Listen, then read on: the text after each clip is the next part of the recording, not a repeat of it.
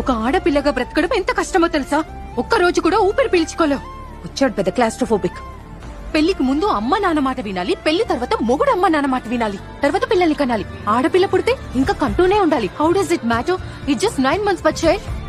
మా డ్రీమ్స్ ని, మా ఇష్టాల్ని పూర్తిగా దొబ్బించుకోవాలి. ఇంకా bus, college, auto, gym, mall ఎక్కడికి వెళ్ళినా సొల్లు ఖర్చుకుంటే చూసే కుక్కలే అసలు ఏం చూస్తారో కూడా అర్థం కాదు. ఇంకా కళ్ళతో చూడకుంటుంటారే, వాళ్ళు గుంపులో చేరి చేతులకు పని చెప్తారు. ఐటమ్, ఫిగర్, మాల్, గుంట, ఏంటి బొమ్మలమా? ఇవన్నీ మేం వింటాం. అటు ఇటు చూస్తావేంటి? నన్ను చూడు.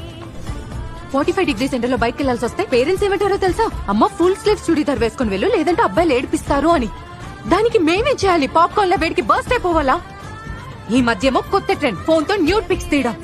Public service announcement, dear men, మా అమ్మాయిలకి మీ న్యూడ్ పిక్స్ చూసే ఇంట్రెస్ట్ అస్సలు లేదు. So zip it up. Social మీడియాలో ట్రోల్స్ చేస్తారు, స్లట్ అంటారు, మళ్ళీ అంటారు బ్లాక్ ఎందుకు చేసావు సిస్టర్? సో మిస్బిహేవ్ ఎవరు చేస్తారు? అబ్బాయిలు. ఎవరు వెంటపడి ఏడిపిస్తారు? అబ్బాయిలు. హెరాస్ ఎవరు చేస్తారు? అబ్బాయిలు. కానీ ఇక్కడ ఎవరు ఫ్రీడమ్ దొబ్బింది? మా అమ్మాయిలది. సో అబద్ధాలు అడ్డం మాకేం సరదా కాదు.